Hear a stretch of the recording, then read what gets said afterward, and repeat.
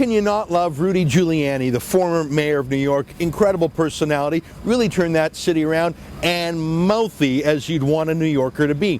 Anyways, he was at a private political fundraiser for Scott Walker, and he said that Barack Obama doesn't actually love America. Well, when word of that got out, things hit the fan. But Giuliani didn't think it was a gaffe. He doubled down on the talk show circuit. Take a look. Mr. Mayor, do you want to apologize for your comment? Not at all. I want to repeat it.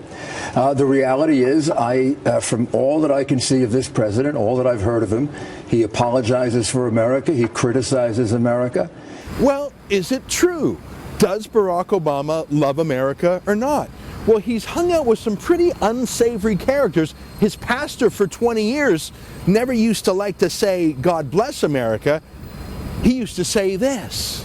The government gives them the drugs, builds bigger prisons, passes a 3-strike law, and then wants us to sing God Bless America? No, no, no. Not God Bless America. God damn America. And Michelle Obama, the First Lady, she said the first time that she felt proud to be an American was when Barack Obama won the nomination. So for 50 years, she didn't really love the place. Let me tell you something. For the first time in my adult lifetime, I'm really proud of my country. And then even after Obama became president, he went to a NATO meeting and was asked about American exceptionalism. That's the American idea that it was a special country, different and better than all others. Americans typically believe that, but not Obama. Could I ask you whether you subscribe, as many of your predecessors have, to the school of American exceptionalism that sees America as uniquely qualified to lead the world? Or do you have a slightly different philosophy? And if so, would you be able to elaborate on it? I believe in American exceptionalism, just as I suspect that the Brits believe in British exceptionalism and the Greeks believe in Greek exceptionalism.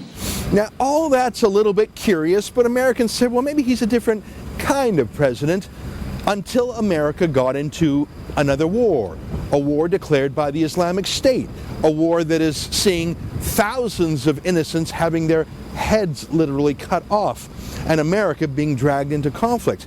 But here's the thing, when push comes to shove, Barack Obama will not yet name America's enemy. He will not even acknowledge that the Islamic State is Islamic. At this moment, the greatest threats come from the Middle East and North Africa, where radical groups exploit grievances for their own gain. And one of those groups is ISIL, which calls itself the Islamic State. Now let's make two things clear. ISIL is not Islamic. He doesn't condemn Muslims. He always says these attacks in the name of Islam aren't really in the name of Islam. But he spoke at a Christian prayer breakfast and said, it's the Christians who need to get off their high horse because 1,000 years ago they were the Crusades.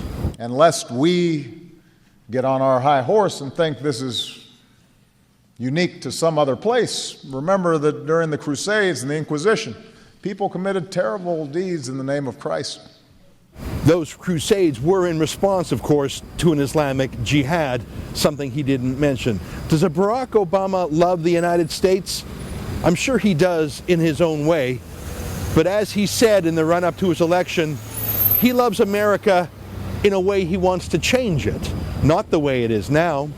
We are 5 days away from fundamentally transforming the United States of America. What do you think? Let me know if you like the way Barack Obama is changing America, or if you think he loves it the way it is.